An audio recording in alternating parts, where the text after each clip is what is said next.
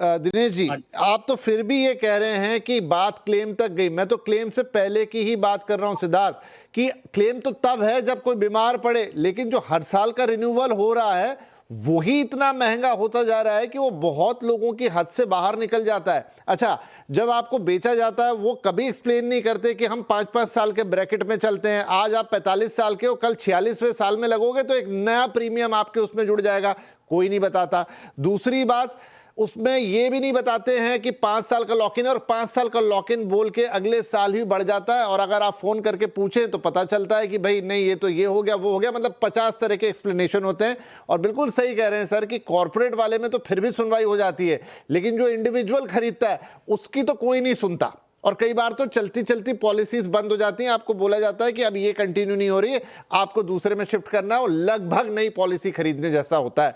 तो मैं ये समझना चाहता हूं सिद्धार्थ कि आईआरडीआई इस पर नजर तो रखता है और बहुत कुछ गाइडलाइंस उन्होंने बनाई है, लेकिन क्या कोई कंपनी फॉलो करती है? और तो और आईआरडीआई ने अब तो हर पॉलिसी के साथ कहा है, किसी भी तरह की इंश्योरेंस पॉलिसी की जो उसके टर्म्स एंड कंडीशन है वो आपको शुरू में सरल भाषा में बड़े बड़े अक्षरों में लिख के देने, कोई फॉलो नहीं कर रहा।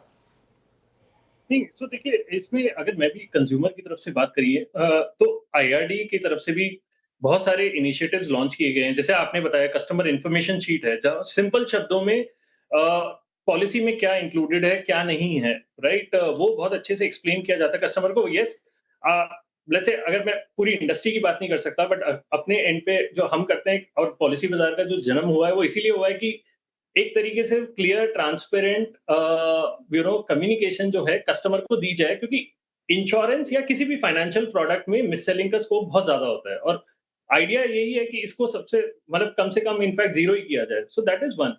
दूसरा, आई थिंक देखिए प्रीमियम्स जो है इंश्योरेंस कंपनीज, अगर अगर मैं एक एज अ इंडिपेंडेंट पार्टी की तरफ से बात करूं, तो अब इसमें दो पार्टीज हैं मेजरली। एक है जो क्लेम पे करना जिसको क्लेम पे करना है, जो कि इंश्योरेंस कंपनी है। दूसरी पार्टी है जहां पे हम क्लेम ले रहे हैं, जो कि एक तरीके से हॉस्पिटल्स है।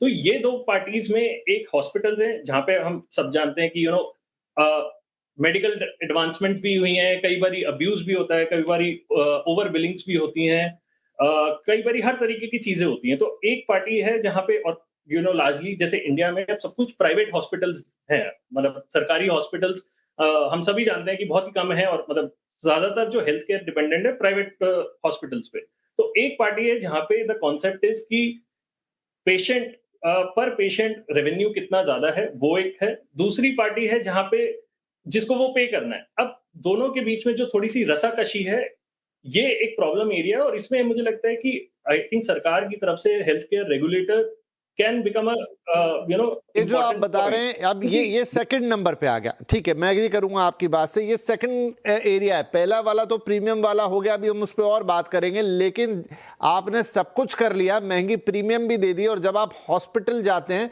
तब इंश्योरेंस कंपनी और हॉस्पिटल के बीच ही अंडरस्टैंडिंग नहीं है। कई जगह आपका जीरो मतलब कैशलेस होती है वो पॉलिसी, लेकिन कई हॉस्पिटल कहते हैं कि पहले पैसा रखिए, फिर वो आपको इस तरह की बातें करते हैं कि क्योंकि हमें को तो 3 महीने बाद पेमेंट आएगा, पता नहीं पूरा आएगा कि नहीं आएगा, तो हमारी पॉलिसी तो यही है। आप कंपनी को फ़ोन लगाते हो कि वो तो ऐसा बोल रहे हैं, तो वहाँ से जो कंज्यूमर सेंटर होता है या जो भी बैठा होता है वहाँ पे कोई एक साधारण सा व्यक्ति जो आपको समझा देता है कि नहीं सर वो तो ऐसा नहीं बोल रहे।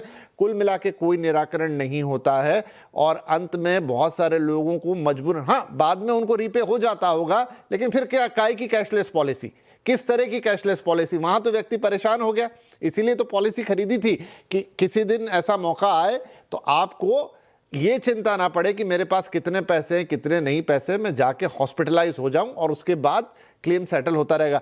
वकील साहब, दिनेश साहब, एक ये भी बहुत बड़ी प्रॉब्लम है, और कई बार तो हमने दोनों पार्टियों को बिठा के शो किया है, लेकिन दोनों एक दूसरे पे आरोप लगा के निकल जाते हैं और आज तक इसका कोई निराकरण नहीं हुआ है। मैं तो यहां आईआरडीआई को भी बोलूंगा कि उन्होंने ग्रे एरिया छोड़ रखा है। आप क्यों नहीं कोई ऐसा सिस्टम बनाते जिसमें चाहे वो हॉस्पिटल हो, चाहे वो इंश्योरेंस कंपनी हो, या फिर उसमें वो जो थर्ड पार्टी रहती है जो दोनों के बीच में रहती है, जो आपको सारा सेटलमेंट कराती है, दोनों से जोड़ती है, इनकी सबकी लायबिलिटी फिक्स होनी चाहिए।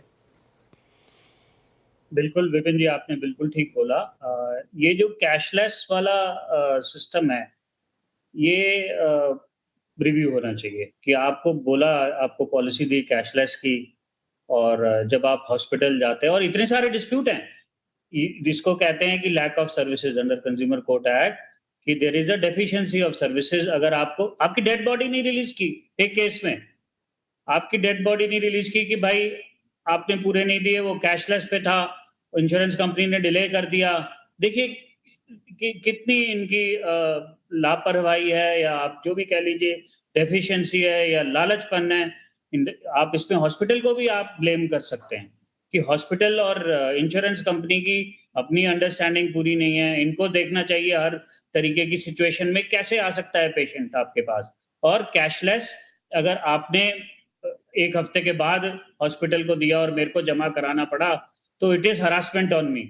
मेरे पास हो सकता है उस वक्त पैसे ना हो, और ये भी एक कंज्यूमर, ये इतने सारे केसेस तो इसीलिए ही चल रहे हैं, it is deficiency of services. तो एक बात तो अलग हो गई कि प्रीमियम हर साल बढ़ता जा रहा है।